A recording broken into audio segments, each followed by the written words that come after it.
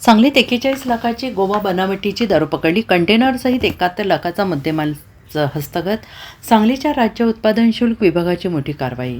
सांगलीच्या राज्य उत्पादन शुल्क विभागाने आज एक कंटेनर पकडून त्यातून 41 लाखाची गोवा बनावटीचे दारूसाठा पकडला आहे. यामध्ये एक कंटेनरसुद्धा जप्त करण्यात आलेला आहे आणि विशेष म्हणजे गोव्यातून देशी बनावटीची दारू 1110 बॉक्समध्ये भरून नागपूरकडे एका कंटेनरच्या माध्यमातून पाठवली जात होती. यासोबत कंटेनरमध्ये औषध असल्याची बोगस बिलेसुद्धा चालकाला देण्यात आली होती आणि वेगवेगळ्या नंबर प्लेटसुद्धा या गाडीमध्ये आढळून आल्या आहेत.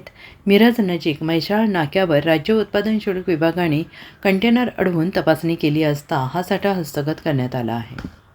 आज रोजी निरीक्षक राज्य उत्पादन शुल्क मिरज विभाग यांना मिळालेल्या गोपनीय बातमीच्या आधारे मिरज पंढरपूर रोडवरती सापळा लावून अवैधरित्या गोवा बनावटीची महाराष्ट्रात आणलेली सुमारे 1050 बॉक्स बनावट देशी दारू पकडण्यात आलेली आहे.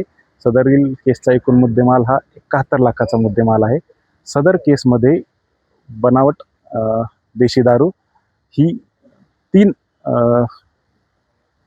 तीन बनावट नंबर प्लेट तसेच 3 बनावट औषधांचे बिलं दाखवून वाहतूक करण्यात येत होती. सदरील केसचा पुढील तपास चालू आहे.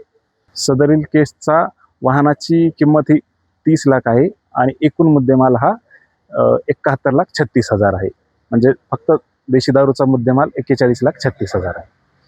Bureau report SBN Marathi Sangli.